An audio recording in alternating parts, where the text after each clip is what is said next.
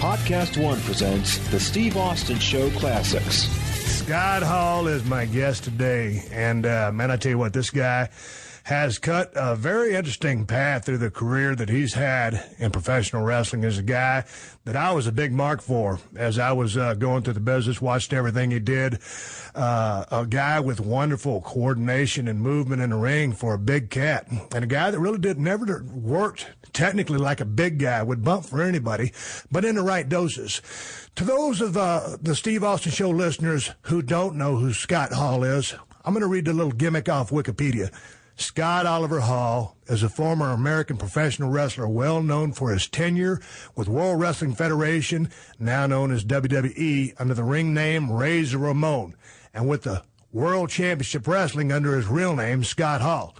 Since his 1985 arrival in the American Wrestling Association, Hall maintained a perennially high profile as a wrestler, attaining 9 World Tag Team Championships, 4 Intercontinental Championships, and 2 United States Championships as well. We're not going to go to that other stuff. Anyway, without any further ado, you guys know him as Razor Ramon, the bad guy. Scott Hall, welcome to the show. Hey, Steve. Thanks for having me. It's a pleasure to be here. Man, how are you? What's going on down there? You're in Atlanta, correct? Yes, sir. Yes, sir. On the outskirts of Atlanta and Smyrna, Georgia. Man, bring us up. This has been an interesting thing, Scott, because you and I go back a long time, and you're a little bit older than me, and as long as you were in the business and as long as I was in the business, we never really crossed paths too much. Now, certainly we worked a program together in WrestleMania 18, and we'll get to that. But in trying to set up your appearance on the Steve Austin Show, you and I traded a lot of phone calls and just started talking and couldn't shut up. I've enjoyed getting to know you just talking to you on the phone. Well, thanks. Back at you, Steve. It's been a pleasure. Yeah, I remember crossing paths. I think I was already gone doing Razor when you were in WCW. Like, you came in right when Dally was there and I was there doing that stud thing. And then when you had that sweet ringmaster gimmick going with DiBiase, thanks. I was just kind of leaving the Razor gimmick to go see what lay waiting for me in WCW. But no, I also have enjoyed the phone calls, man. It's been great. Hey, let me ask you a question. You bring that up, and like I told him, me and Scott were talking. We're calling this whole sumbitch in the ring right here. I'm going to hit him from stuff from the present, the past, the future. I've got a lot of fan questions that we're going to ask as well, because I asked you guys to send some questions to questions@steveaustinshow.com, and you did. But what did you think when you see a cat like me, and I was stunning Steve for a long time, and all of a sudden I switched to the ringmaster as one of the boys and one of the guys that I respected? What did you think when I turned into the ringmaster? Like, what in the hell is Austin doing? Or this is money? What was going through your mind?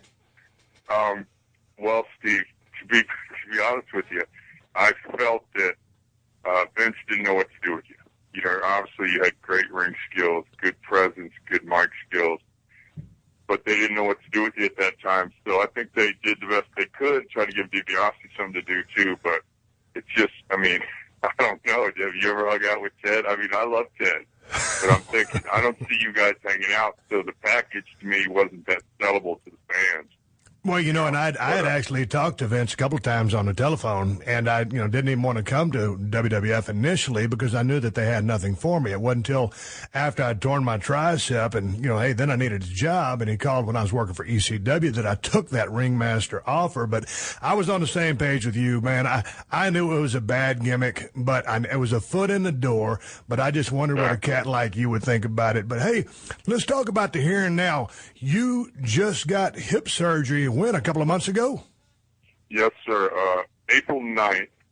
So it's been, today's the 22nd of July. I guess it's going to air later. But, a little over 4 months. And, Steve, I'm so happy to report that I'm healing ahead of schedule. And I just feel so lucky, man. I'm so blessed. Well, what all did they do to your hip? Out of all the stuff I've had done, Scott, I've never had an issue with hips. So was the thing completely out? Was it bone on bone in the socket? What's the story with the hip? Yeah, it was crazy. The left one was completely shot while the right one was pristine, completely, fine. And the option was try to save the bone and just do like a resurfacing kind of deal, or just go with the more radical total replacement. And the doctor was going to try to do the less serious procedure, but when he got inside, he just decided to go total replacement. So I'm bionic now, man. Between the heart surgery I had in 2010 and with the pacemaker defibrillator gimmick I got in 2010 in Houston, and now with this bionic hip, I don't know, man. I'm thinking about getting everything done, Steve. Just getting everything replaced because I feel so good. I might just go totally mechanical. Hey, man, let's talk about your heart. I remember, hearing about that and then, seeing some stuff on YouTube. But what was the issue with your heart? How are you now? Is that thing healthy? Will you always have that defibrillator inside you? Yeah, although I got to admit, the last checkup I had, there was one cardiologist who recommended having the device turned off. And I got to admit, he was the guy, though, Steve, who filled in on weekends, and he wasn't like my normal guy. Yeah. I'm thinking, I don't know, bro, that thing sure did work when I needed it. It kicked in and saved my life.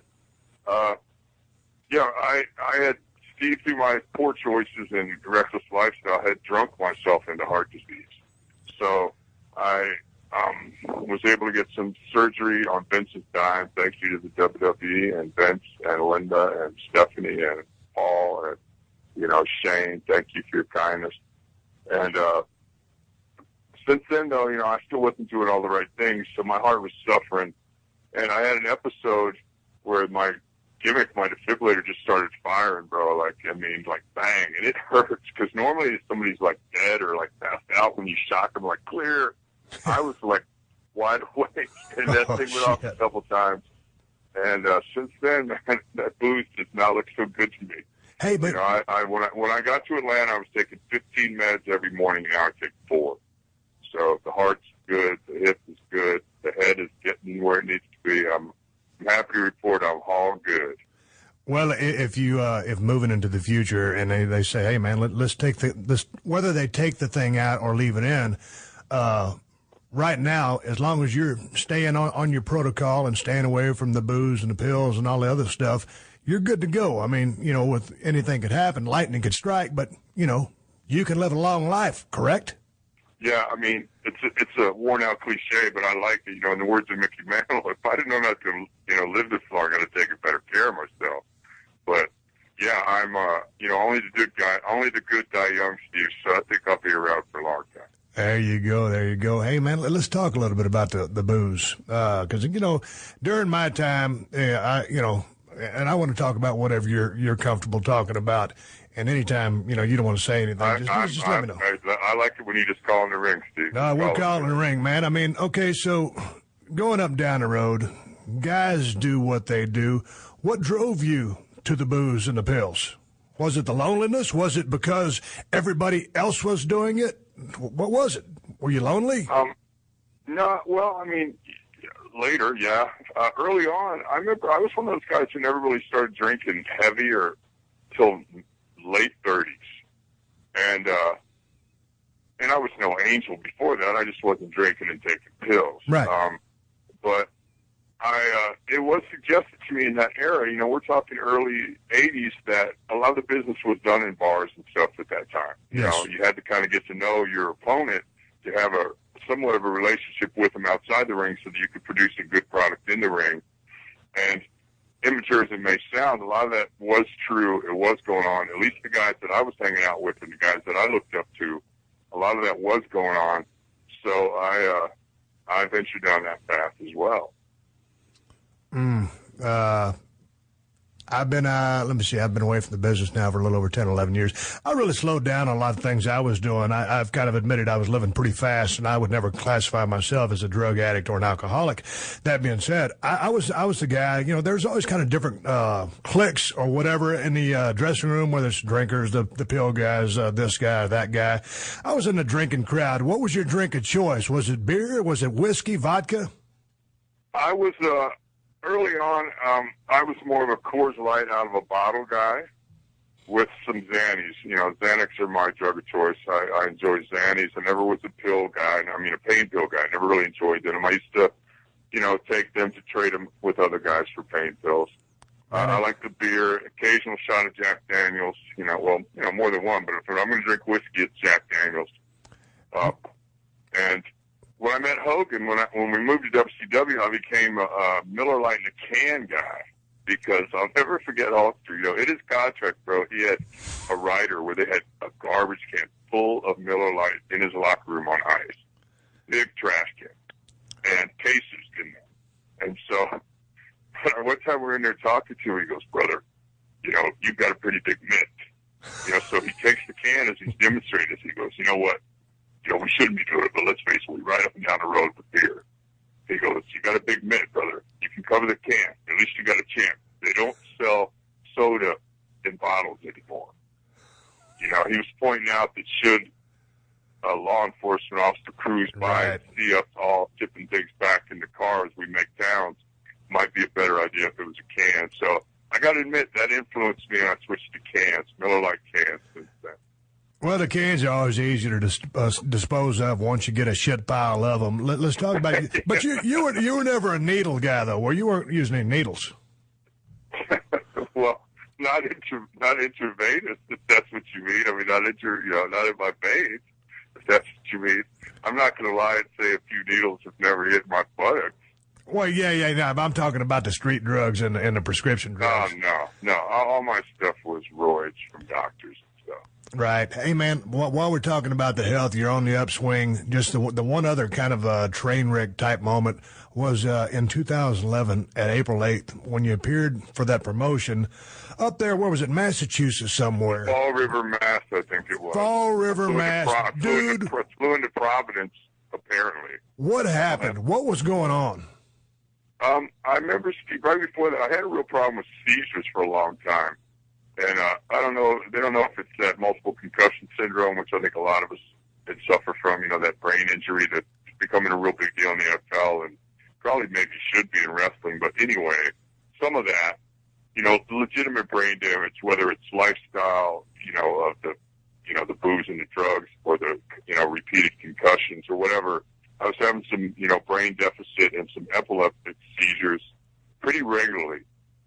So I was on meds for those, but I had this trip coming up. I was going to go up there because, Pete Polacco, PJ Walker, Just Incredible was working there, and I was going to go just to see my buddy.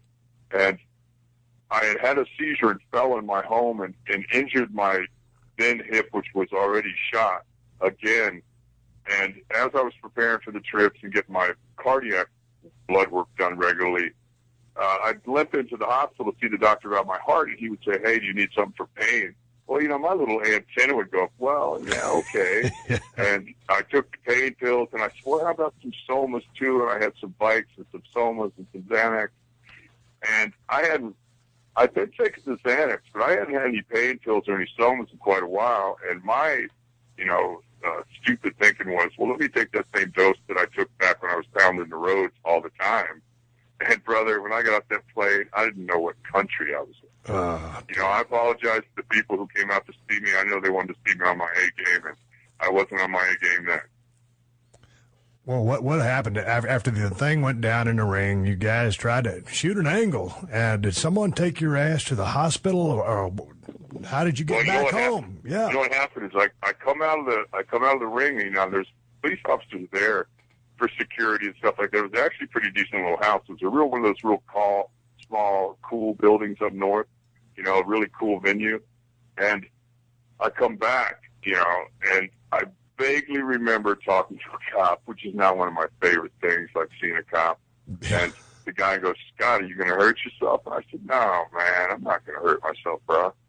But I said something. At that point, Steve, I was so low. It's like, I said, but I'm not scared to die. But I was talking to the guy philosophically and stuff, But all of a sudden, he made this look, and I went, oh, man, I shouldn't have said that, should I? And he went, now they're worried that I'm going to maybe hurt myself or hurt somebody, So I had to go to the psych hospital in Providence, which for me, though, I don't mean to make light of it, but my life has been, I'm all for the psych care. I've been in lots of psych facilities, and I feel like I learned a few things along the way. Actually, I went there and wanted to stay longer, and they forced me out. Because I'm on, my insurance was from Florida, and I'm in a facility in Rhode Island, and they didn't accept it, and they didn't want me. So, I mean, yeah, it was just one more like, hey, Scott, have you got a second? Can we speak to you? You know, you're out of control. It was a good thing. A lot of people came, you know, I mean, I don't want to say good thing, but a positive thing that happened from that experience was a lot of people got a hold of me and said, all right, enough, you know, enough. Get your stuff together. Scott, do you think do you suffer from clinical depression? I remember the first time I was asked that was by some shrink out in L.A. where you are.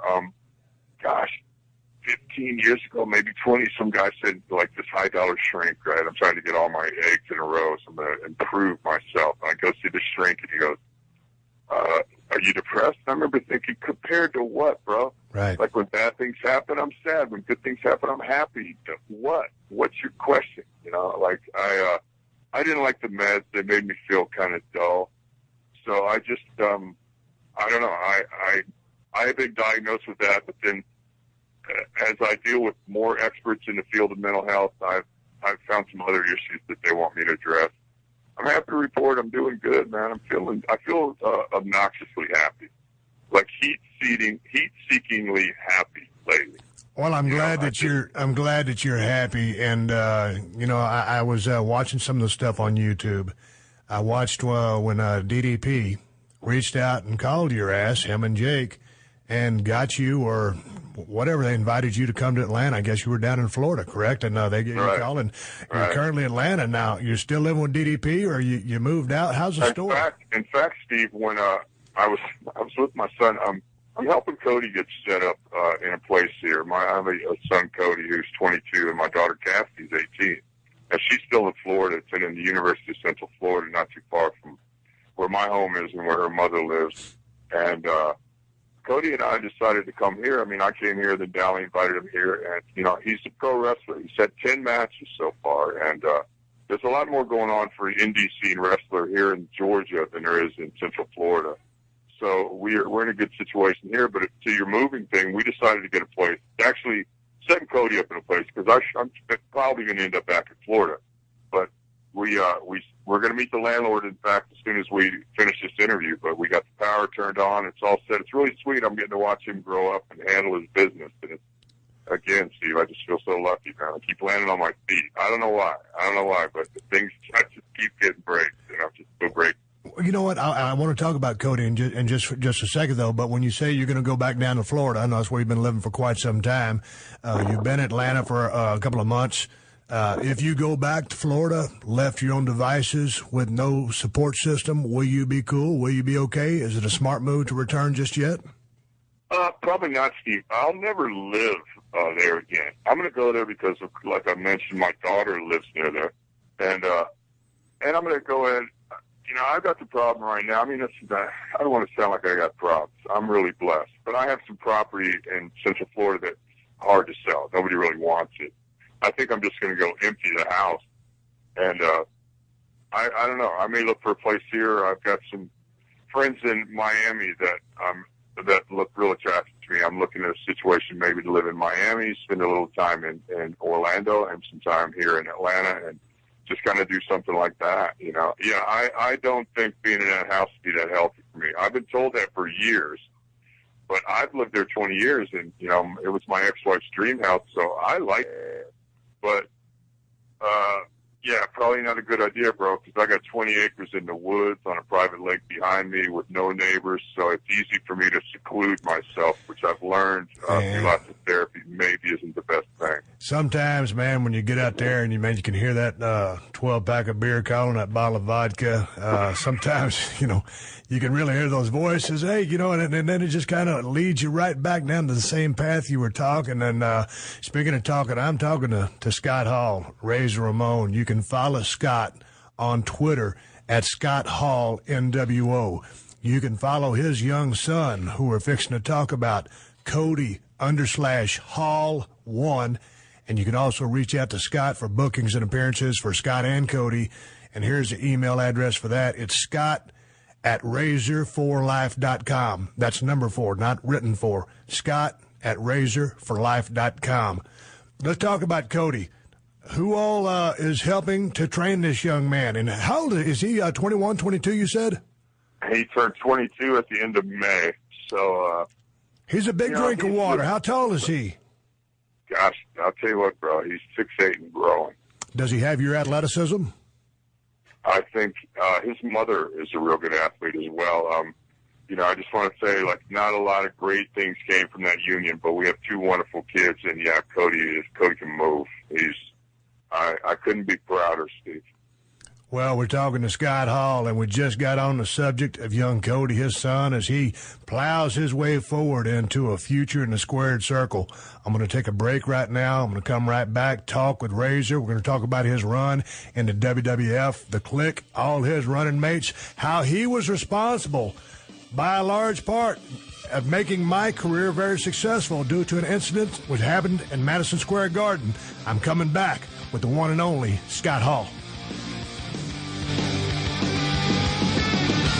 Hey, man, do you own or rent your home? Sure you do, and I bet it can be hard work. You know what's easy? Bundling policies with Geico. Geico makes it easy to bundle your homeowners or renters insurance along with your auto policy. It's a good thing, too, because you already have so much to do around your home. Go to geico.com, get a quote, and see how much you could save. It's Geico easy. Visit geico.com today. That's geico.com. Welcome to the Steve Austin Show.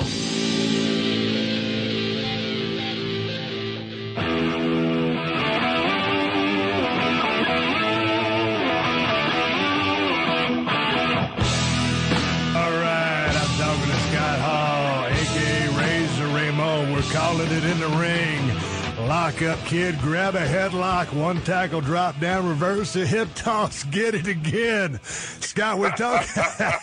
I told you we were going to call us in the ring. All right. Before we went to break, we started talking about young Cody, 22 years old. Who else chipping in on his training, and how much further? He's got 10 matches under his belt, right? Well, yeah, Steve, and the first 6 were in, one of the things where it was once every 2-3 months down there in Central Florida. There's just nothing going on. Since he's been in Atlanta the last 7, almost 8 weeks, he's had 3. He's got 2 this weekend. He's got 1 Friday, 1 Saturday. So, and these aren't real huge money-making things, but at this point, he just needs to be in the ring.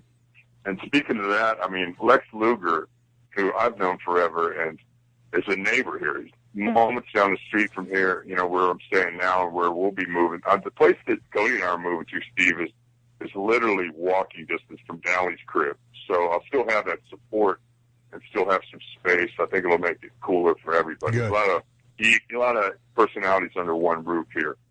But yeah, it's just I don't know what to say, man. I feel so overwhelmed with good things right now.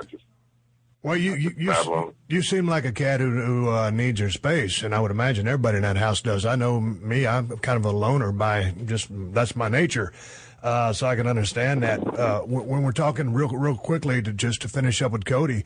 Who's doing the in-ring training with this young cat? What's his style? Is he working like a big man? Because here's the thing, Scott. When I was watching a lot of tape of you before we talked, and I've followed your whole career, you're a big dude, man, at 6'7", sometimes upwards of 300, and just jacked. But you never truly worked like a big guy who wouldn't take bumps for anybody. You sold appropriately for everybody, but you didn't work the classic big man style, which you could have. And maybe that speaks to your athleticism or work ethic or the wanting to be able to tell a more rounded story.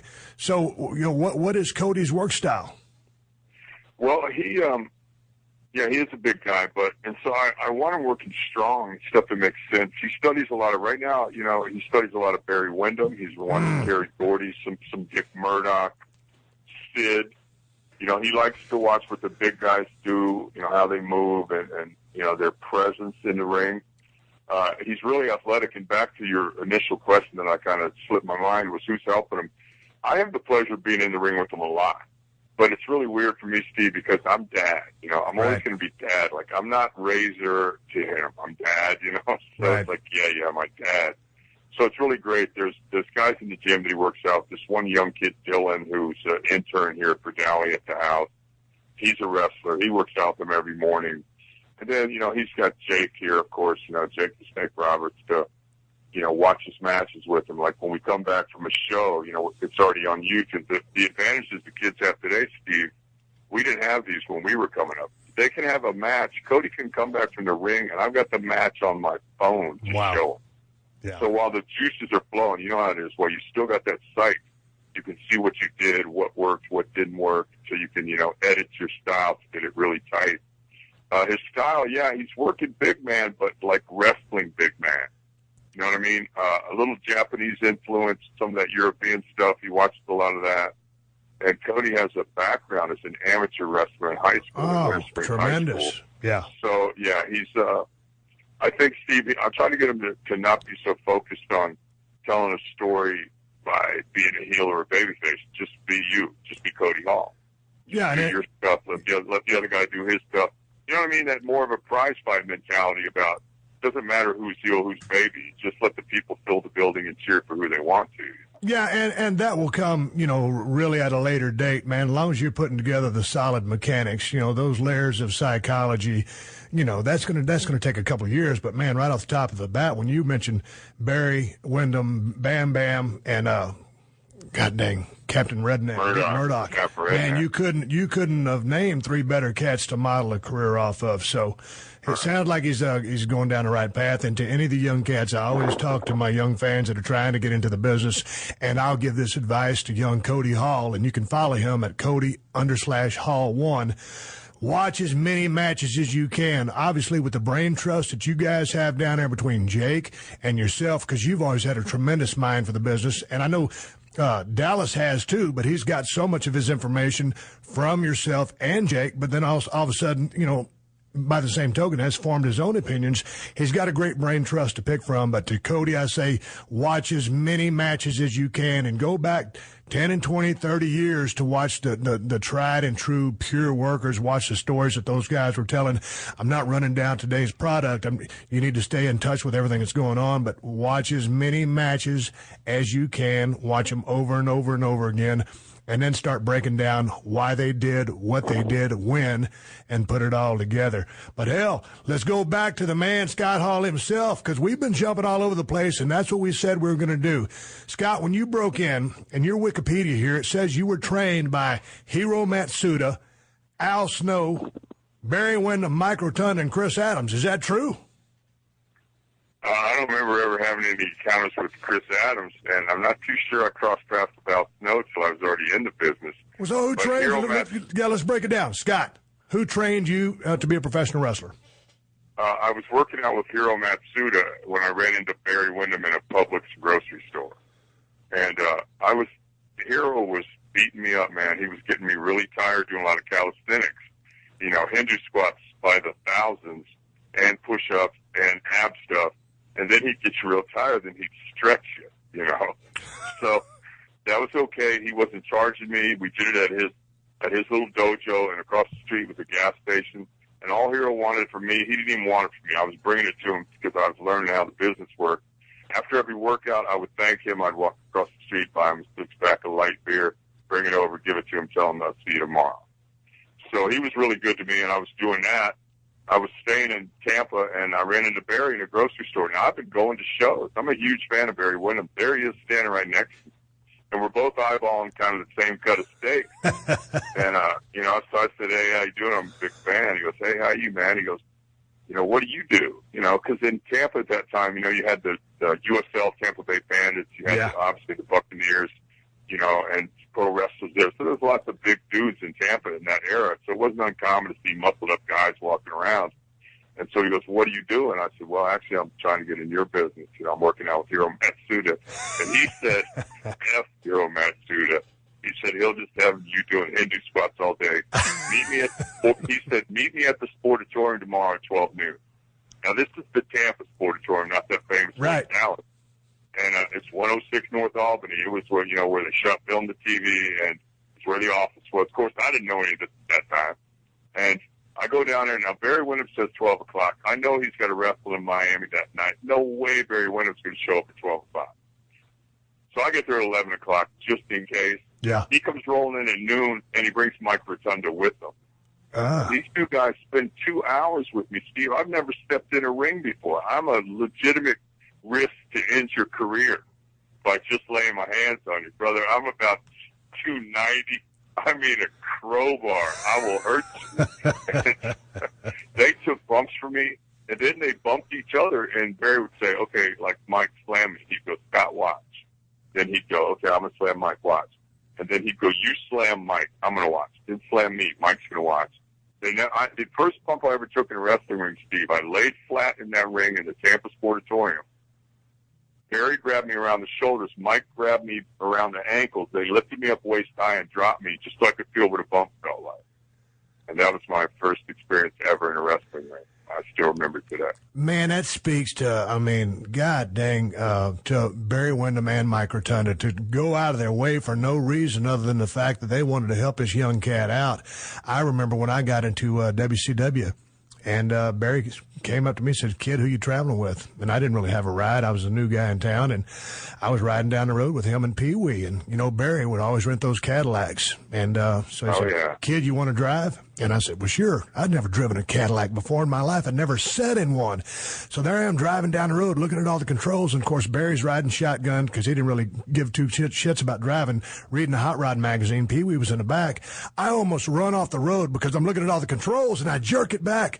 And, you know, Barry was always so cool. You know, he wouldn't sell anything unless he was in a ring. But so, you know, he just looked up at his magazine and said, you okay, kid?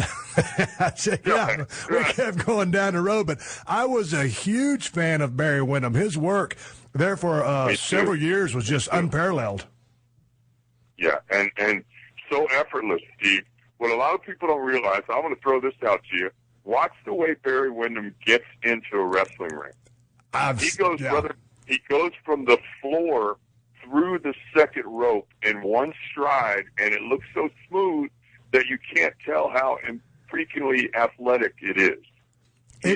He's like a 6'8", 290-pound, like, gazelle. Yeah, exactly. I mean, that guy was so damn graceful, and some of the stuff that he did in the ring, which begs the question I was going to ask you: who really influenced your in-ring style? Because when I watch you, man, I mean, dude, you're a big guy. I remember when I first saw you. I guess you might have broke in somewhere else, but I caught you on AWA as Big Scott Hall working the cowboy gimmick. But your in-ring stuff was just athletic, smooth. Who did you pattern or model your in-ring style after? I don't know. I was just, you know, I was influenced a lot. I'm an Army brat, so I traveled all over the United States, and then I went to high school in Munich, Germany, and so I never really got that hometown feeling for any one place. I mean, Orlando's the longest I've lived in one place, but you know, my parents got divorced when I was in high school, so we moved back to the States, and then I decided I couldn't take the drama at home, and I came to Florida with some of my buddies. So I started watching that Florida Championship Wrestling when, you know, Dusty was booking, and he was the king, and, you know, Barry was like the prince of Florida, and, you know, you had evil Kevin Sullivan and all his henchmen. And it was really a good time to me. It came on Saturday evenings, you know, and, you know, they wrestled in the Sportatorium and I mean, the Eddie Graham Sports Complex in Orlando every Sunday, and I used to go out there. And I remember thinking, I was attracted to pro wrestling because I loved the lifestyle. You know, I mean, I didn't know the huge money would be involved. I mean, and to be worldwide and everything. And I'm all glad it was, don't get me wrong, but I just wanted to be over in Orlando. Right. So I could get dates. I just want to be able to get a date, you know what I mean? Yeah. So I thought, hey, that TV doesn't hurt. You know, and people think you're a big deal. So I just was enchanted by the Florida Championship Wrestling style. I would consider myself a Southern babyface, although I worked a lot as a heel. I like the Southern babyface. Got to be able to throw a good punch. Got to be able to talk some smack, sell, and come back. Well, you know, you sell, you make a comeback, then you talk about it. And I just love that style. But my first real break was with New Japan Pro Wrestling. And when I went there, you know, I went with Masa Saito right after his first trip back after the big prison thing when him and Tim Patera got in that trouble at McDonald's in Wisconsin. I went back with him then and didn't realize what a big shove I was getting. I was his partner, and then they put me with Dick Murdoch and Sakaguchi, who was like the big boss there with Antonio Inoki. They came to me and said, "You watch Murdoch. We want you to do same thing. You know, Japanese same thing." So they told me change my ring gear from that cowboy stuff. They wanted me in black boots and black tights and black knee pads. They wanted me to dress and wrestle like Murdoch. So I did. And, I would say Murdoch was a big influence on me. One time I'd be in match with Murdoch. And you got to remember now, I don't know how crazy Dick felt about teaming with me. It was a big, big thrill for me. I don't know how he felt about it. And Murdoch's the kind of guy, brother, he's such a character. I mean, I'm sitting in the locker room, I'm nervous. Like, we're in the finals of the tag tournament or something, you know what I mean, in Tokyo. It's like a shoot, yeah. And Murdoch is dipping tobacco, playing cards up until his music's playing. Oh, and I'm going like, I want to talk things over, bro. You know what I mean? I want to talk who's starting, who's what. I'll never forget one time, like, standing there with him. One time I was in a six-man tournament where I was teamed with Bob Orton Jr. and Dick. So I go out there. I haven't talked to either one of them. We get in a ring. Everybody gets introduced. I turn around. They're both standing on the apron. I went, you want me to start? And Murdoch, man, I would wrestle and I would do stuff. And Murdoch would go, no, take it down. Take him down. Take his arm. Work his arm. Tag me. And then I tag him in. He would go like this. Boom, boom, boom. Take the guy down. He'd go, now you do it. He tagged me in. We did that back and forth a few times, just like the shoot. God. And the fans started to get with the story. Right. Like Murdoch schooling me. Yeah. He was schooling me. That's awesome. And it was great. I just had the pleasure of being around some really talented guys, and I guess it rubbed off. Hey, man, when you mentioned Bob Orton Jr., that's one of my favorite workers of all time. No, me too. I'm a huge mark for Orton. The stuff that guy did in the ring, I was watching some matches before we started talking. I was looking at your working punch. You always had a badass working punch, as did Dick Murdoch. How did you learn that damn thing? You're a big, jacked up dude. Did the working punch come natural to you, or was it a work in progress? Steve, I before I got into wrestling, I'm one of them guys. I never had a real job, man. I worked in strip clubs as a bouncer, then bartender, and then I've been blessed enough to be a wrestler all these years. I never had a real job. I'm not a very educated guy. But on the days back then, I was really into lifting heavy. So I was lifting about 4 days a week. On the days that I didn't lift, I would hit the speed bag and the heavy bag. I had them in my garage there at my place. I was renting with my buddies in Orlando. And so we would have 3 stations. We'd hit the heavy bag, the speed bag, and we'd jump rope. We did stuff like that. So my hands were always kind of trained. But with the working punch, I can remember I crossed paths with Shawn Michaels in Kansas City, Central States Championship Wrestling, which was brutal. Bob Geigel and Bulldog Bob Brown, it was horrifying. But we got to be in the ring 6 nights a week. And Shawn Michaels and I were hanging together, traveling together, and always throwing working punches at everybody, at everything, against the wall, at everybody. And you know how it is. If you just throw enough punches, I've created a monster now. Cody, who's like standing, we're here at Dallas's house, and we share a bathroom. We have like the Jack and Jill bathroom, and I can see him over in his room. And he's walking around. Every time now, he's just walking around punching stuff, throwing elbows at you. It's like, got to be on guard at all moments. But I guess that's how I did it, Steve, just repetition. Hey, I was watching some of your matches. Again, I've been doing my damn research on this. I started watching when you transitioned into Razor Ramon, and you were flipping a damn toothpick out of your mouth at Tony Chimmel. And you always say something happened to the gold, Chico, something happen to you. Right. How often did you almost put Tony Chimmel's eye out because you seem to really take a pleasure in flicking that toothpick? Well, yeah, Steve, you know how slick Vince's TV, and I know you do know. I'll never forget the first time I did that at a TV. I didn't know. I had never been around a TV that was that sophisticated. Like, I remember talking to somebody, Kevin Dunn maybe, or somebody under him going, hey, listen, I only got so many minutes allotted for my match. Should I walk to the ring faster? And he went, no, you walk how you walk, and we'll get you to the ring when we need you there. Because everything was edited at that time. Right. There was no Raw yet. And about just, like, the first time I leaned over to give the guy my gimmick, I thought, well, here's my goals. I'm concerned about my ring wear. Right. Make sure it makes it back. And I was just pantomiming to Schimmel. And later a guy, you know how slick their TV is? The guy pulled me aside and said, Scott, we couldn't hear you.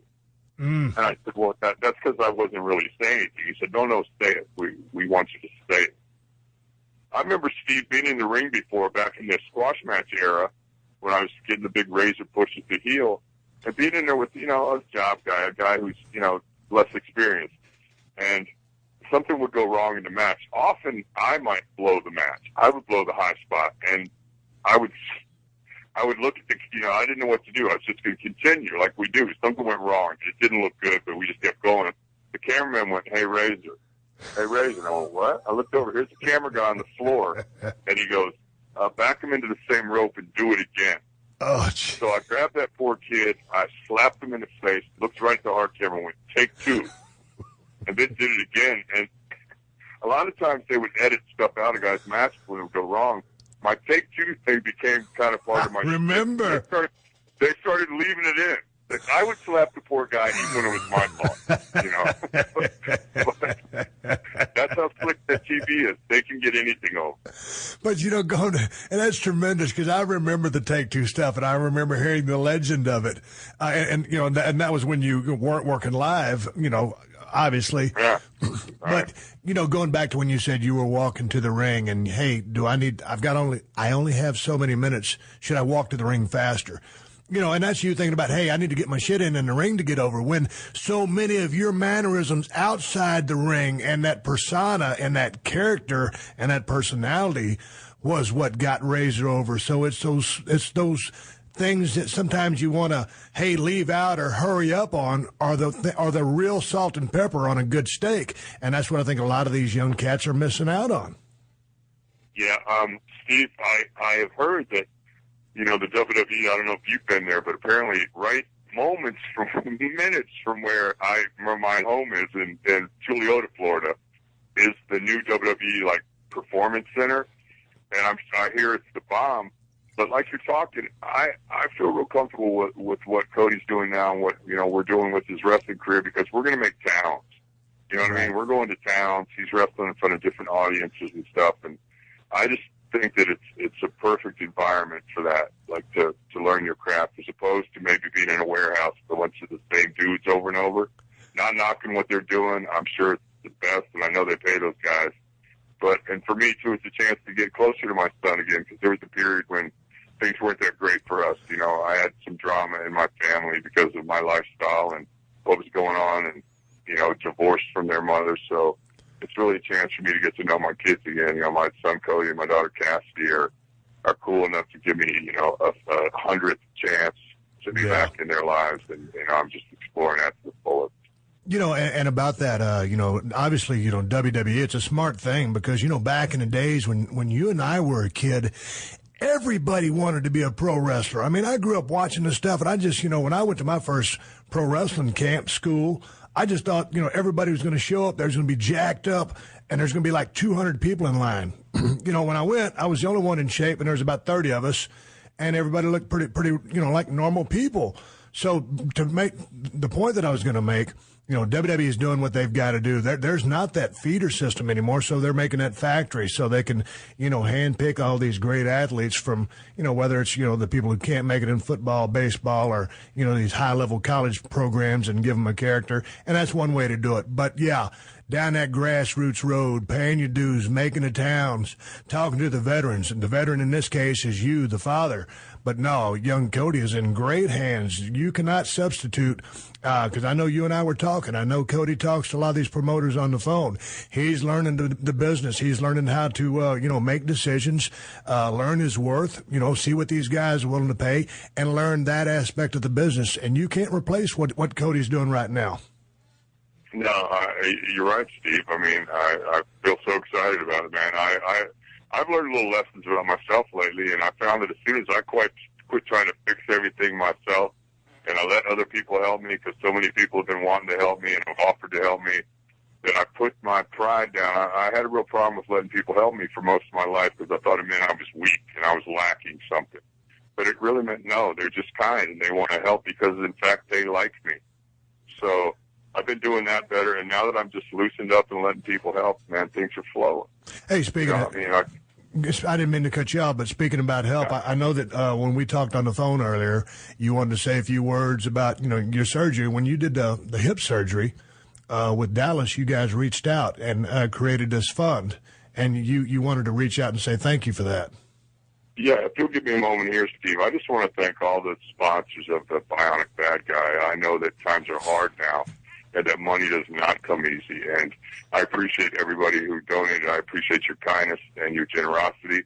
And at the same time, I we had apparently a thing was set up for me. I'm finding more out about it now than I did when it was taking place. But we offered photo 8x10s to the fans, phone calls to the fans. I made all the phone calls. I signed all the 8x10s. Now I'm trying to figure out this Skype thing, and that's coming next. I've got people who are getting Skypes, and the T-shirts have been ordered. We've got T-shirts going out to people, and I just want to thank everybody for the generosity, and I want them to know that I think they made a good investment and that everything is all good. I tell you what, you've made a lot of fans over the years. It's been a hell of a ride for you, a great career. We're going to keep talking. I'm going to talk about to Scott, whether he liked working heel or baby the most. We're going to talk about that Madison Square Garden incident, which helped me cement my path in the world of professional wrestling. We're coming back with Scott Hall. You can follow him on Twitter, Scott Hall NWO. Coming right back after a word from our sponsors.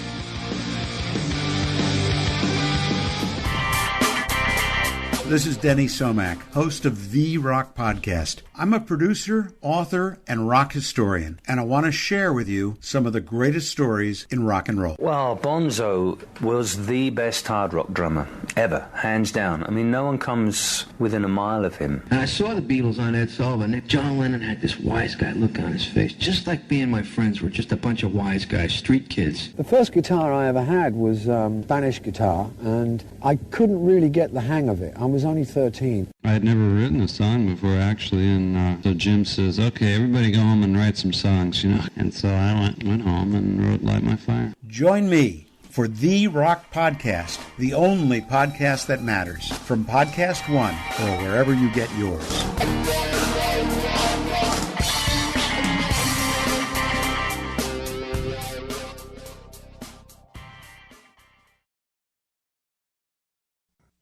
Welcome to the Steve Austin Show.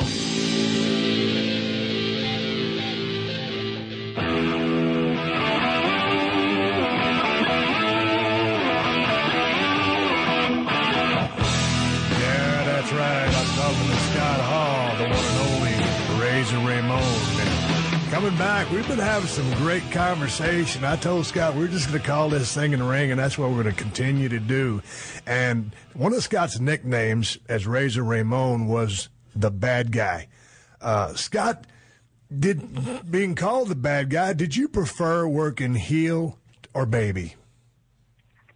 Steve, I got to say I preferred working heel. I just think that in any kind of if you look at a TV show or movie or any kind of entertainment thing, nothing happens until the heel enters the scene. I always felt like as a baby, like for me as a babyface when I was in the ring, you kind of just have to stand there in your crouch because you can't really do anything till the heel does something. Right. If he wants to walk around, mess with the crowd, do anything, you just kind of stand there. I think I like being the heel because in the era when I came up, the heel's called the match. Like right. The heel led the match. I don't think that's still the case anymore. I think everything's talked over in the back and it's all choreographed. But back in my era, the heel called it and the babyface just kind of was quiet. So I liked that part, kind of being in charge. Being in charge is one thing, but also I felt as a heel, and of course I had my greatest success as a babyface, an edgy babyface, but as a heel, you can do no wrong. You can run across the ring and trip and fall down. You can have egg on your face. You can do anything. As a babyface, you don't have that luxury. Very true. Very true. I mean, I was really lucky. I started as a heel with that Razor gimmick, and, Vince gave me a good push, and it was, I was introduced with a series of vignettes coming soon and that kind of thing. And you know how it is, Steve, when you hit some of these bigger markets in the United States, or even in Europe and stuff, where the fans are a little more sophisticated, sometimes they're drawn to that villain character. So, after several years as the heel, the Razor character, the fans were starting to turn me, baby. They'd be chanting right. Razor, sometimes if I was against a less popular babyface. And that's hard to be that babyface in that situation. And so Vince had noticed that, and he pitched the idea to me that, he wanted to turn me babyface, but he didn't want it to be the same old thing. He didn't want somebody running in to save me or any of that. And that's what we did the whole angle with the 1, 2, 3 Kid, where, he beat Razor. And right. Vince laid that out to me, Steve, 6 months in advance. And we did it exactly as he laid it out with the rematch. And then the Kid took the $10,000. And all the other heels would make fun of me on their interviews and ultimately work with DiBiase at SummerSlam, be with my fans. That's how Vince did business at that time. I don't know what they do up there now because I haven't been there, but it's really cool to have it all laid out in front of me months and months in advance and know where my career was headed. That's how it turned me baby. I never really had to change anything I did or anything I said or any of my style. It's just that the fans' reaction to me was different. It was like, well, we don't really like you, Razor, but you don't have to take that for DiBiase. And so, DiBiase was a well-established heel at that time. Right. So it was a great situation for me. Wasn't that fun, though, back in the day? And I came around when they were still using that big calendar, and they would flip pages, and everything was written in pencil because him and Pat had set it, the swimming pool, and had booked the territory, and you could look way down the road at, your path, where you were going. And, if something happened along the way, if someone got hurt, you'd erase something, you'd put something else in there. But it was real nice to kind of get that layout of your course. Now, how did you pitch the idea of Razor Ramon to Vince, or did he pitch it to you? How was that born? Well, I mimicked Razor, and even prior to that, the Diamond Stud. When I rarely spoke to him, but when I did, I would say, I'm the bad guy or something. I was a huge, Scarface mark. I'm a huge fan of that movie and Al Pacino's character as Tony Montana. Yeah. So I was mimicking that. And at that time, the character in the movie was a guy who was real hungry and willing to do just about anything to be successful in what he wanted and to get things that he wanted for the people he cared about. And at that time in my life, that was a shoot for me too, man. I had bounced around 4 or 5 years in the wrestling business internationally, not much success in the U.S., successful in like Puerto Rico, Europe, and Japan, not much in the U.S. where it really mattered, and was about to give up when, I ended up coming back from Europe with, I was married to Cody's mother then, and Cody was on the way. He was in her belly about 6 months along, and I needed a JOB. I was considering just giving up wrestling and, working at Sears or something, maybe learn how to work a forklift, have a name tag on my shirt. Wow. I didn't care. I'd get me a little duplex and have some kids and have the other riches in life. And again, like I said earlier, when I quit worrying about everything, it started happening. Right. Excuse me. I resigned myself to the fact that wrestling wasn't going to be my deal. I was going to go ahead and try to have a family and do that. I had one more commitment to make in Europe, and I went. And when I came back, here comes Cody on the way, and I needed JOB. I called Dallas, and I pitched the Diamond Stud to him. That worked.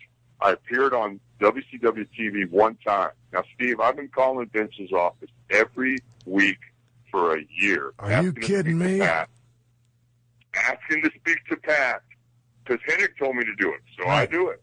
I call, and believe me, I feel like a jabron, and I was a jabron. And they call, can I speak to Pat? He's busy. Can I leave take a message? I tell him Scott Hall called. So I do it every time for a year. Now I appear on the WCW TV one time with this new look with the black hair and the stubble and the toothpick. And I get home. I have to drive from Atlanta back to Orlando. They don't even fly me. It's how valuable I am to the company. I drive back. It's 8 hours. I get home. There's 2 messages on my machine for Pat Patterson. So I call Pat. Immediately I get put through this time. Wow, like a big shot. And hey, kid, this is that. Hey, Vince loves the new look. Well, tell me, you just signed a contract with those SOBs. And I said, Pat, I just got done signing one. I said, I don't want to work for them. I said, I wouldn't have called your office every week for a year if I did. Right. And he went, and he started laughing. I love that. He started laughing. He goes, calm down, kid, calm down. Goes, don't worry. In a year, you'll be able to tell him New York wants you. So a year later, I went up to New York. And again, I still had to try out. I had a successful tryout match, Lexington, Kentucky. First match of the, extended hours-long TV taping. I went out there and they gave me a job guy to beat, because a lot of times when they brought guys in who had been in the business a little while at that time, Vince would check your attitude by taking a guy who'd been around and then having you do a job. Right. Just to see where your head's at. Yeah. Before they give you that big push, they want to know you'll do business. And I had the match, and Vince, at that time was really into the realism angle, like, Big Boss Man was really a corrections officer. So he goes, well, I understand your father's in the service. I said, Vince, man, you want me to be G.I. Joe? I'll be the best G.I. Joe I could be. I said, do you ever see Scarface? He went, oh, no. And then, I pitched the Razor gimmick to him, the Razor name, and, he went with it, and the rest is history. Well, tell me the story about how you pitched it, because you went into you already had the character down, right? You told him what he needed and what he didn't. I've been doing it. I never, Well, break it down for me. How'd that go? I've been doing it in the locker room. So you say, hey, man, give me the impression. Give me the Razor. Oh, well, now I had the luxury of walking in there with Mr. Perfect, Kurt Right. Hennig, who was like my mentor in this industry and who I knew from the AWA days. And Kurt was one of those guys who always cared about doing what was right for the business. He babied me. He carried me. We were tag champions in Minneapolis. Yeah. Kurt did everything. All I did was make the comeback and beat the guy. And to the point where it made Kurt look weak to some of the fans, where unknowledgeable fans would say, Scott, you should dump Hennig. He's holding you down. I'm going, hold me down, man. He's keeping me from drowning. I'm circling the toilet, man. This cat's the only one teaching me anything about what's really going on. Yeah. And so I go in to meet with Vince, and I go prepared because I've been around. I got a new look, but I'm still been in the business 5 years at this point. And I go in there prepared, but, Kurt has schooled me to be humble. Yep. So I go in there, and thanks to the opportunity, Mr. McMahon, and this and that, and I'll be ready. I'll be G.I. Joe if you want. I said, you ever see Scarface? He went, no. And I said, say hello to the bad guy. So I just started doing the stick, and Yeah. he goes, well, he laughed. He goes, well, we need a name. I said, and I've been thinking about it, like Shrug Shadow. It's a different era. You had to have like a gimmicky, marketable name. Yeah. Bigger than life. Yeah, I was thinking Shrug Shadow. I remember Road Warrior Hawk gave me Deadbolt. But I was leaning towards Razor, so I pitched Razor, and Vince went, well, there's already Razor Ruddock, like the boxer. I said, I kicked his monkey up, and, it's just a line right out of Scarface. And boom, and he started laughing. He goes, we need a last name. So I leave, we leave there on a positive note, and I'm out there, they erased my name off the board. I was just going to have matches on, like, their USA primetime show, just like jabroni matches to fill time. Yeah. They took me off the board. I'm going to get a push. I'm in the bathroom. I'm so happy. I'm washing my hands. Tito's like brushing his hair. Tito stands down. I said, Tito, I need a last name starts with an R. He went, Ramon. I went back to Vince's office, knocked on the door. I said, Razor Ramon. He went, that's it. and he left. Steve, I was so flattered. We were doing it. I used to just tag along to TVs because Vince just wanted me seeing how things worked, and I wasn't debuting yet. Right. And we were in Ottawa, Canada, at a TV, and Vince went, let's go. And we flew to South Beach with the Outlaw film crew and shot 4 or 5 vignettes the same day. And I had brought wardrobe changes just in case. Right. Vince okayed it. So it looked like it was different weeks. We shot about 5 of them in one day. Now, this is the funny part. You know how Vince is. He doesn't care. We're out there shooting. We're shooting. We don't have permits or anything. We're just outlaw, like, commando style, setting up stuff, shooting, and then moving on. It starts to rain. You know how that tropical weather, yeah. It just starts to rain sideways. So we just break it. He's on the phone. His tickets wait for us. We go into Miami International Airport. Now, I've got a vest on with gold chains, no shirt, slicked back hair with the curly Q, silk pants, loafers. And in that airport, no one even looks twice. And I'm jacked. But I'm with Vince, and everybody knows who Vince is. So they figure I must be somebody, but they don't know who yet. And it was just an experience I'll never forget. I felt like I was in costume walking through the airport, and in that airport, no one even looked twice. When you tell that story, it reminds me of a couple of vignettes we did, for me as I was stone cold and kind of laying the groundwork. But my point is about Vince. How much do you treasure those moments going back in the day when you think about those outlaw film crews going to get this footage, to get this character over? And sure, you're doing it to draw money, but Vince cares deeply, and he will go to the last corner of the world to help get a sumbitch over if he think he can. I mean, didn't you enjoy that about the guy? I mean, because that dude's got guts. I'm a huge Vince guy. I'm a huge fan of Vince McMahon, and the way he's impacted our industry will never be matched. No. And I'll never forget, Steve, one thing I learned from Vince, I'm doing my very first vignette, and Vince is encouraging me to talk really slow. Wow. He wants me to pause, talk slowly. Yeah. He teaches me the difference between commanding people's attention and demanding it. Right. Like commanding, it's almost a babyface thing, and there's a positive connotation. were demanding it's like being a little bit of a Frisbee, you know, Right. and that's where he wanted me to go with it. My very first time in Madison Square Garden, Steve, which is a really special building to me. Oh, yeah. You know how it is, the Garden, man. I felt like I've made it now. I'm wrestling in Madison Square Garden, and not only that, I'm wrestling Randy Savage, and I'm going over. Are you kidding me? Somebody don't wake me up until after the match. This is a sweet dream.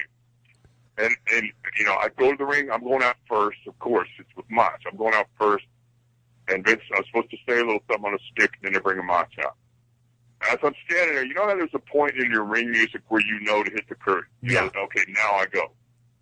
So I'm waiting, and Vince is standing there with me right behind the curtain in the Garden. Yeah, and he goes, short entrance. And he goes, the short entrance one. You know how it was. Yeah. He would stand back, and he'd step through to watch the match. So I'm there, and he goes, make them wait. So I went, cool, I'll go with that. So I started stretching. I bend down like I'm stretching my hamstrings. I'm touching my toes. Then he goes, okay. And I go now. But now I'm thinking, no, I got you, bro. Make them wait. Okay. Because now I'm doing a stretch. So I stretch another 10 seconds just to go, I got this, man. I got this. Just that he taught me how to be, like, annoying. Right. You know, like to be a heel. Vince is a master heel, you know. He's the ultimate heel. Right. Hey, go ahead. I got huge respect for Vince and what he's done. People talk about Vince and they always go, well, is he really an a-hole? And I go, are you? Because I am. You know, I mean, like, to me, you got to take the good and the bad with people in any kind of a relationship. And I would certainly think the upside of any kind of a relationship I'm ever going to have with Vince McMahon far exceeds any downside, you know.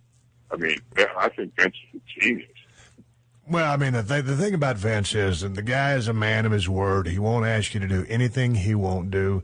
He's fearless, and he just wants success, and he's willing to do whatever it takes to find success. And I think that's just the epitome of a successful businessman or athlete. Well, now that, to me, Steve, I know that you spent a lot of time working with Vince right there on top. In fact, you did when we were down there doing our thing here in Atlanta with that NWO, it was an angle that I think that you and Vince started, along with certainly the rest of the supporting cast. But that thing against you and Vince was like one of our number one obstacles, bro, on those Monday Night Wars. But yeah, Vince is he will take the bump. You can hit him with the chair. The one thing about Vince that I noticed, I'm not sure I was that cool with, is the dude's a cyborg. He does not sleep. No. He still trains. He still eats. You know, he's eating his meals. He's going to train hard, but he doesn't sleep. So since he doesn't sleep, he figures you don't need to sleep either. Because you know Vince, brother. You know Vince, coming into a pay-per-view or something, he's not afraid to have you making appearances round the clock. Right. And still make the town that night. And you know you got to, for me, I want a tan. I got to hit the gym, you know, blah, blah, blah. I got to get my hair dyed. You know. But there came a point where, you know, they started taking advantage of the appearance thing. And they're booking guys like crazy. And everybody was almost really afraid to say no. Finally, guys started saying no. Then they started offering a few ducats for the appearances. But they kind of started almost. Oh, yeah, I did a lot of free ones, as I'm sure you did, bro. You'd get the memo, but at that time it would come from JJ. Yeah. Through like carbon copy and Russo. And it would say, you have been personally selected by Vince to represent the World Wrestling Entertainment at this function. Almost like it's supposed to be your honor. Grand opening of some Dunkin' Donuts or something. Yeah, and you were supposed to be happy about it. Oh, they picked me. Oh, shit, right. This is going to be great. And then be sure to get to the building early because you have a meet and greet, too. Hey, before we talk about Madison Square Garden and getting ready to wrap up, I want to go right back to Curt Hennig because he said he took you into Vince's office when you dropped the bad guy idea. And when I first rolled into WWF back in the day, it was Curt Hennig who said, hey, kid, come here. I want to introduce you to somebody. He took me into the production truck. He introduced me to Kevin Dunn. He goes, this is a guy, you need a relationship right here. And me and KD hooked up and became friends from then on. But that was the kind of guy that Curt Hennig was, to take a cat under his wing. And like you said, he carried you for so many years and taught you in the ring and mentored you. But when I first rolled in, seemingly, I'm nobody, yes, but I am competition. And nonetheless, he just extended that olive branch of friendship and guidance and took me right to one of the guys who was one of my most important relationships in the company. And I think just that speaks to the kind of person that Kurt Hennig, one of the greatest of all time, was. Yeah, I agree, Steve. And, one thing Kurt taught me was always babyface the crew. Not just Kevin Dunn, who's like the main guy up there, but everybody, the camera guys, the dudes set up the lighting, everything. He taught me to use these guys as an asset, as a resource. So I would take the guy and go, hey, bro, is there any place special I could stand when I do my interview where you could shoot it better? And a lot of these guys will go, yeah, actually, if you move up about a foot and get this light here, or, you talk to the guys with the pyro and stuff. Cause at that time, like, ooh, I had in-ring pyro, which not many guys had. It's like, ooh. And I would say, like, how close can I get to it without being a problem and this and that? And like, you have the resources of that giant company to help you with things. It just makes being a performer to me at a high level way easier. Right. Hey, Scott, let's talk real quickly, or not real quickly, but let's jump onto the incident at Madison Square Garden. Are we talking about the infamous curtain call? The curtain call. It even has a name, man.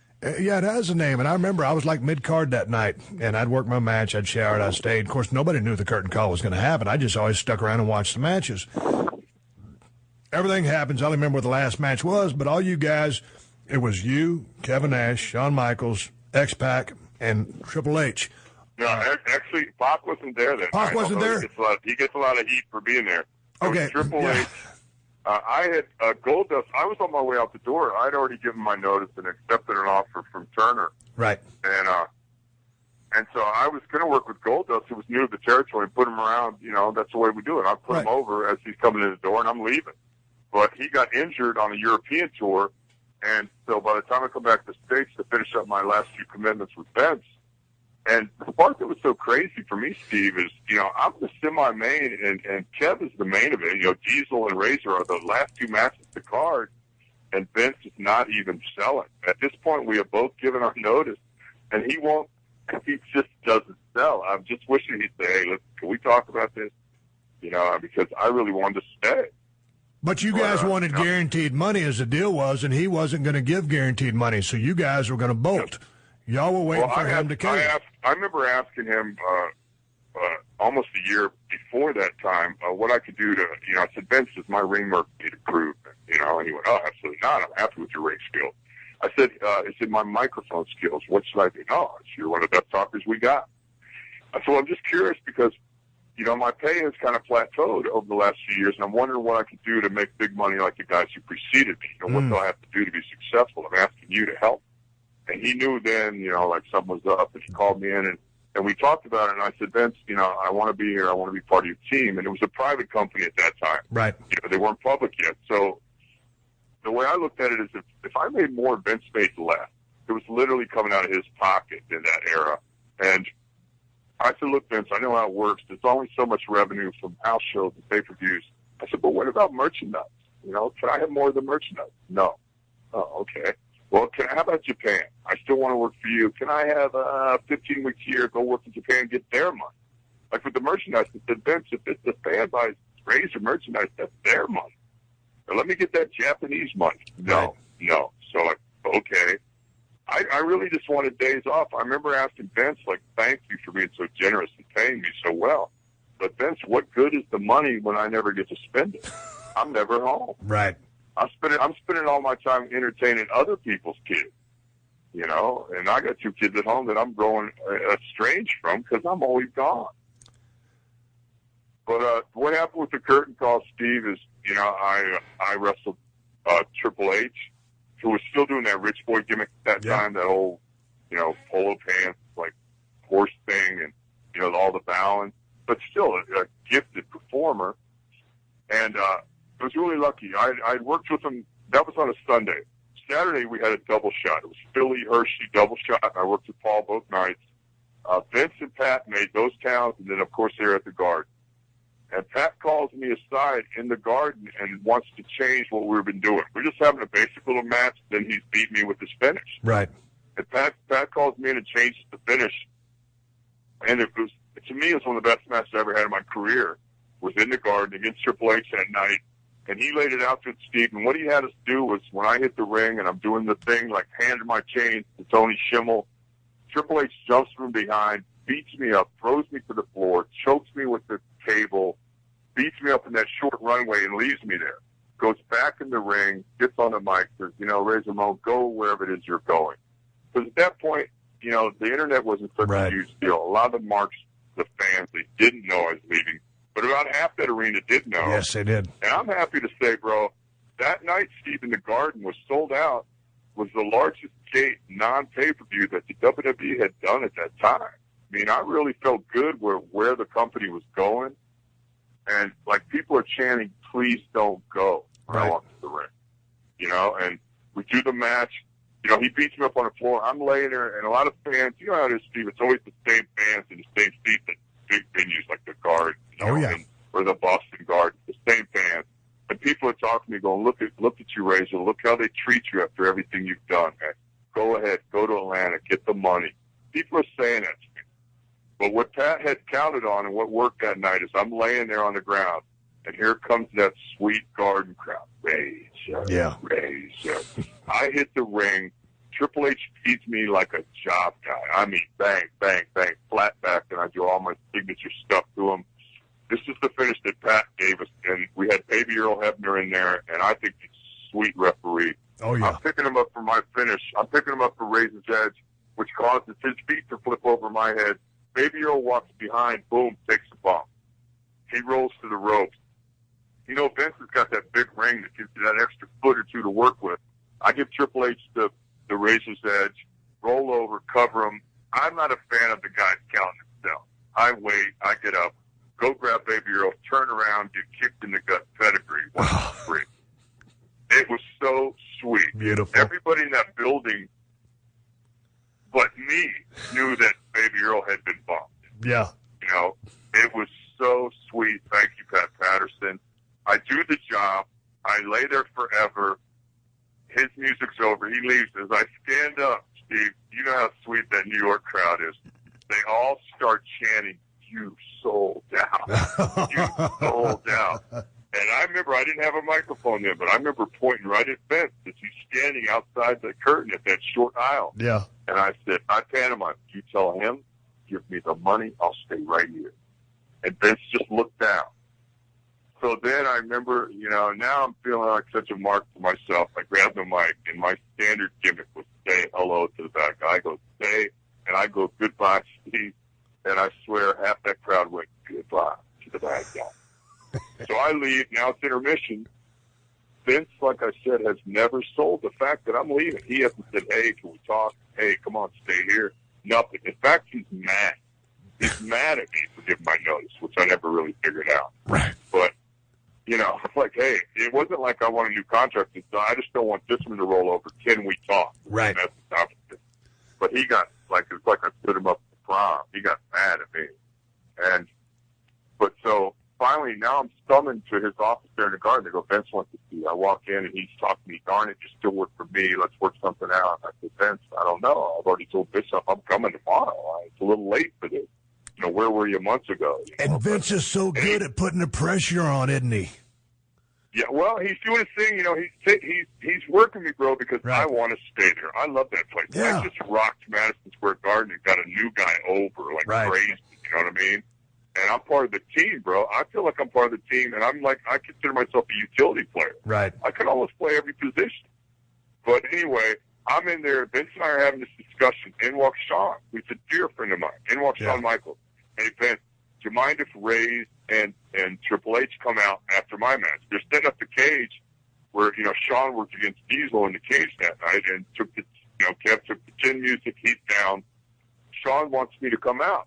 I go strolling down the aisleway. Now, Shawn's alone in this ring. I got a good history with Shawn overall, and particularly in Madison Square Garden. So I go stepping through that rage in the cage, and the people are working, like they're rumbling. I'm looking at Shawn like, I might jump your little ass. And he just runs over and hugs me, kisses me, which kind of killed the whole story I was telling. But, yeah, it morphed into this big hug fest, and a lot of guys were really angry, like we were trying to hurt the business. I want to go on the record saying that was nobody's intention. it just kind of morphed into this big thing. And to me, I felt like I'm never going to see these fans in Madison Square Garden again. And so I want to say goodbye to them and thanks for your support. And, the four of us, Steve, have never been, well, the five of us, if you count Pac, have never been together one time since that night. That is amazing. But you know what happened out of that, Scott, was when you guys were going to go down south, and whoever you guys were talking to, who was it? Was it Bischoff down there? Yeah. And you guys were going to go down there and get guaranteed money, correct? Right. Man, this and Steve, a guaranteed work schedule, not some whenever we need you thing. It's like for X amount of days, I get X compensation and X, travel, X, you know what I mean, cars, hotels. And this is unprecedented. This was never before done. Work. The main thing that attracted me, Steve, was the less work. It was less work, but the point I'm trying to make was this had never been done before. You guys set the precedent that, that's when guaranteed contracts were born after you guys did the Hug Fest, bolted, and got guaranteed money. It changed the face of the game. Down in WCW, it changed the face of the game in WWF, which would become WWE. Before then, there was no such thing as a guaranteed contract until you guys walked. Actually, that's very true, Steve. And I'm happy that if I benefited the other boys in some way, then, I'm happy for that. Hey, man, after you guys hugged and tying this thing up, just with this story, when you guys hugged and you all left and you got in your rent-a-cars and headed out, what was your feeling? Because, dude, Madison Square Garden is a very special place. Those fans are just, the best in the world. And, if you can get over in front of a Garden crowd, you can get over anywhere because those people are tough. And it's not like a Nassau Coliseum crowd or a Meadowlands crowd. The Garden is a Garden. So what were you thinking after all that goes down? You're a utility player. You're on the team, and now you're walking off. What was in your head? Really bittersweet, Steve. To me, I don't know if you're familiar with Tracy Chapman, but at that time she had a hit song, and it was "Give Me One Reason to Stay Here, right, and I'll turn right back around." I asked the guys playing the music to play that for me that night because I wanted to send a message to Vince. It's like, give me one reason to stay here, and I'll turn right back around. Like, I don't want to leave, but Vince is going to ask me to stay. And because it wasn't about the money for me, it was about, sure, let's get this money thing taken care of. How about easing up on that work schedule? I don't want to make every little town. Can't these young guys make it? Right. Let the young guys go to these nothing happening towns. Let the old timers make the big towns. Or I don't know what I was thinking, but when I left, and now it's done. It's a done deal. Vince talked to me. I talked to Vince. I shaked his hand. He wished me luck. I wished him continued success. And now we're all piled in the car, and we had a band because I think we had Just Incredible with us too. So we used to get a big band. We call it the Hose Wagon. So I think we usually made Triple H drive because he didn't drink. Right. So he's driving. I think Shawn Michaels might be sitting shotgun. Kevin and I in the back. We got PJ stuffed in the back. Young boy, it looks like a beer cooler. And of course, there comes that time we got to sit around and put ourselves over and talk about how great we are. So we did that for most of the ride. But then, yeah, for me, sinking in, how, like, driving around that city, and how when you leave the Garden, in that era, we left in an ambulance. When you're on the lake, everybody piled in an ambulance. I don't know if they did it when you were there, but we'd all pile in an ambulance that drove us away from the building. You had to be in an ambulance to get out of the building because if you pulled through in your town car, they would rip your mirrors off. And this was if they loved you as a babyface or they hated you as a heel. They would rip your windshield wipers off, your rear mirrors, and you were proud of it if you were over, but you still had to pay for the damage to the rent-a-car. Yeah, so you had to be snuck out in an ambulance. It was great, when you rent the car, go ahead and get the extra insurance. You got to. Yeah, but it was just great. And I felt bittersweet, Steve. I had no idea that, any of that NWO stuff was going to work. I had never even talked to Eric Bishop on the phone. It was all handled through lawyers and agents. So I had no idea what was going to happen. I really felt uncertain about what was going to happen to me creatively. Was I going to be satisfied that way? But I knew at least I was going to be able to provide for me and mine, And so, yeah, it wasn't a very good feeling. That's when I dealt with the business side of show business for the first time. It wasn't so much about the performance in the show to me. It became more about the business, the actual dollars spent.